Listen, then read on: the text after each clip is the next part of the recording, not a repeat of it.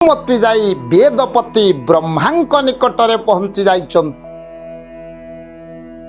ସେଠି ଆଜ୍ଞା ବସୁମତୀ ଯେଉଁ କଥା ପରିପ୍ରକାଶ କଲେ ଆପଣ ମାନେ ଆଶ୍ଚର୍ଯ୍ୟ ହେବେ। ସେଦିନ ବେଦପତି ବ୍ରହ୍ମାଙ୍କ ନିକଟରେ ମା ବସୁମତୀ କ'ଣ କହିଲେ? ମା ବସୁମତୀ କହୁଛନ୍ତି, ହେ ବେଦପତି, ମୁଁ ଆଉ ଏ ପାପୀମାନଙ୍କର ଭାରା ସହ୍ୟ କରିପାରୁନା, ମୋତେ ଭାରି ଅସହ୍ୟ ହେଉଛି। ତେଣୁ ପ୍ରକୃତରେ କେମିତି ଭାବରେ ମୁଁ ଏ ପାପୀମାନଙ୍କର ଭାରାରୁ ଉଦ୍ଧାର ପାଇବି, ମୁକ୍ତି ପାଇବି, ତମେ ପରିପ୍ରକାଶ କର। କାହିଁକି ନା କୌଣବ କୂଳେ ଭାରି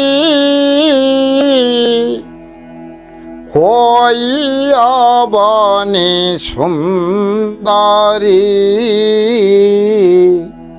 ବିନୟ ହୋଇ ବ୍ରହ୍ମାଙ୍କ ଆଗେ କହିଲା, କଂସ ପ୍ରତାପରେ ଦେହ ହୋଇଲା ଅତି ଦୁଃସହ, କି କରିବି ଏବେ କହ ବୋଲି ବୋଇଲା। କୁଶ କେତୁ ଶୁଣିଏ କଥା କହିଲେ ଜଗନ୍ନାଥଙ୍କୁ ଅବନି ବ୍ୟଥା। ମା ଧରିତ୍ରୀ ରାଣୀ ଯେତେବେଳେ କୁଶକେତୁ ବ୍ରହ୍ମାଙ୍କ ନିକଟରେ ଏ କଥା ପରିପ୍ରକାଶ କରିଛନ୍ତି, କୌଣବ କୂଳେ ଭାରି ହୋଇ ଅବନି ସୁନ୍ଦରୀ, ଇଏ ଦାନବ, ଇଏ କୌଣବ ବା ରାକ୍ଷସମାନଙ୍କର ଭାରା ମୁଁ ଆଉ ସହ୍ୟ କରିପାରୁନା। ବେଦପତି ବ୍ରହ୍ମା କହିଲେ, ତୁ ପରା ସର୍ବଂସହା ଧରିତ୍ରୀ, ପୁରା ଦୁଷ୍ଟ ପୁଅଟେ, ତୋ ବକ୍ଷରେ ଚାଲିଛି ଖେଳୁଛି। ଇଏ ଯେତେ ଅନନ୍ତ କୋଟି ବ୍ରହ୍ମାଣ୍ଡରେ ଯେତେ ଜନ୍ମଗ୍ରହଣ କରିଛନ୍ତି ସମସ୍ତଙ୍କର ମା, ସମସ୍ତଙ୍କର ସର୍ବଂସହା ଧରିତ୍ରୀ, ସମସ୍ତଙ୍କୁ କୋଳରେ ଧରିଛି। ଦୁଷ୍ଟ ପୁଅଟା ଦୁଷ୍ଟ ହେଇଛି, ତାକୁ କୋଳରେ ଧରିଛୁ। ସେଇଠି ଆଜ୍ଞା ମା ବସୁମତୀ କହିଲେ, ଶୁଣ ଶୁଣ ହେ କୁଶକେତୁ, କୋଉମାନଙ୍କର ଭାରାକୁ ମୁଁ ସହ୍ୟ କରିପାରେ ନା। ନିଶ୍ଚିତ ଜାଣିବା ପୁରାଣ ରହସ୍ୟ ମାଧ୍ୟମରେ ମା ବସୁମତୀ ସେଦିନ ବ୍ରହ୍ମାଙ୍କ ନିକଟରେ ପରିପ୍ରକାଶ କଲେ, କୋଉମାନଙ୍କର ଭାରାକୁ ସହ୍ୟ କରିବାରେ ମୁଁ ଅସମର୍ଥ, ସେଇ କଥା ପରିପ୍ରକାଶ କରିଛନ୍ତି। ଆସନ୍ତୁ ଜାଣିବା କୋଉମାନଙ୍କର ଭାରାକୁ ଆଜ୍ଞା ସହ୍ୟ କରିପାରନ୍ତି ନାହିଁ।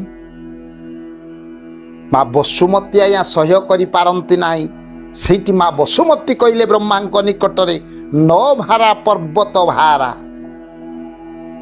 କହିଲେ ଅଚଳାଚଳ ପର୍ବତ ହିମାଳୟ ଠାରୁ ଆରମ୍ଭ କରି ଯେତେ ପର୍ବତମାଳା ମୋ ବକ୍ଷ ଉପରେ ଅଛି ବା ମୋ ଉପରେ ଅଛି, ତା ଭାରାକୁ ମୁଁ ଆନନ୍ଦରେ ସହ୍ୟ କରୁଛି, ତା ଭାରାକୁ ଗ୍ରହଣ କରୁଛି। ତା ମୋତେ କେବେ ଭାରି ଜଣା ପଡ଼େ ନା, ବା ତା ଭାରାକୁ ମୁଁ ଆନନ୍ଦରେ ଗ୍ରହଣ କରୁଛି। ନ ଭାରା ପର୍ବତ ଭାରା, ନ ଭାରା ସପ୍ତ ସାଗରା, ସାତଟା ସମୁଦ୍ର ଆଜ୍ଞା, ଲବଣ ଐକ୍ଷ ସୁରା ଦଧି ଦୁଗ୍ଧ ଇତ୍ୟାଦି ଯେଉଁ 7 ସମୁଦ୍ର ଅଛି, ସେ 7 ସମୁଦ୍ର ଭାରାକୁ ମଧ୍ୟ ଯଦି ଆଉ 7 ସମୁଦ୍ର ଭାରା ଦିଆଯାଏ, ତାକୁ ମଧ୍ୟ ଆନନ୍ଦରେ ମୁଁ ସହ୍ୟ କରୁଛି, ତାକୁ ବକ୍ଷରେ ମୁଁ ଧରୁଛି। ନ ଭାରା ସପ୍ତ ସାଗରା। ହେଲେ କାହାର ଭାରାକୁ ମୁଁ ସହ୍ୟ କରିପାରେ ନା? ମା ବସୁମତୀ ସେଦିନ କହିଲେ, ନିନ୍ଦୁକଇ ମହାଭାରା। ଯେଉଁମାନେ ନିନ୍ଦୁକ, ପରର ନିନ୍ଦା କରନ୍ତି, ସେ ନିନ୍ଦୁକ ମାନଙ୍କର ଭାରାକୁ ମୁଁ ସହ୍ୟ କରିପାରେ ନା। ଆଉ କାହାର ଭାରାକୁ ମା ସହ୍ୟ କରିପାରନ୍ତି ନାହିଁ ନା? ଭାରା ବିଶ୍ୱାସଘାତକା।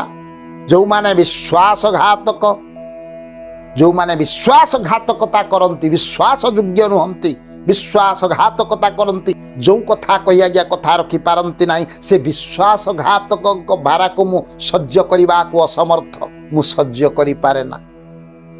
ତେଣୁ ଏ ଦୁଷ୍ଟ କଂସର ଭାରା, ଇଏ କୌଣବ ମାନଙ୍କ ରାକ୍ଷସମାନଙ୍କର ଭାରା ଯେଉଁ ବଢ଼ି ଯାଉଛି, ତାକୁ ମୁଁ ସହ୍ୟ କରିପାରୁନା। ହେ କୁଶକେତୁ, यार उपाय कर केमिति भावरे मु टिके शांति पाई पारिबी। कुशकेतु शुणी ए कथा कहिले जगन्नाथ को अवनी व्यथा मांकर व्यथा कथा बा दुख कथा परिप्रकाश कले ब्रह्मांक जरिया रे आज नारायण निकट में परिप्रकाश करिचंती कुशकेतु बा वेदपति ब्रह्मा। ତେବେ ସ୍ୱଳ୍ପ ସମୟର କଥାବସ୍ତୁ ଆପଣମାନଙ୍କ ଆଗରେ ଯେଉଁ ପରିପ୍ରକାଶ କଲି, ଏ ସ୍ୱଳ୍ପ ସମୟର କଥାବସ୍ତୁକୁ ମୁଁ ଏଠି ବିଶ୍ରାମ ଦେଉଛି।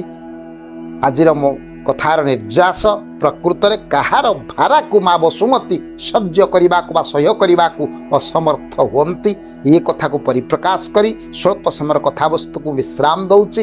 ପରବର୍ତ୍ତୀ ଅଧ୍ୟାୟରେ ଆଉ ଗୋଟିଏ ସୁନ୍ଦର କଥାବସ୍ତୁ ନେଇ ଆପଣମାନଙ୍କ ଆଗରେ ମୁଁ ଉପସ୍ଥାପନ କରିବି। ସିଏ ସାରବେ ଭବନ୍ତୁ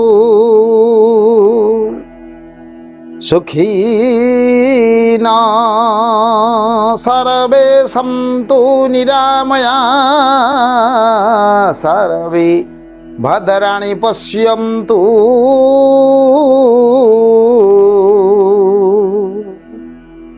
ମା କଶ୍ଚିତ୍ ଦୁଃଖ ଭାଗ ଭବେତ୍।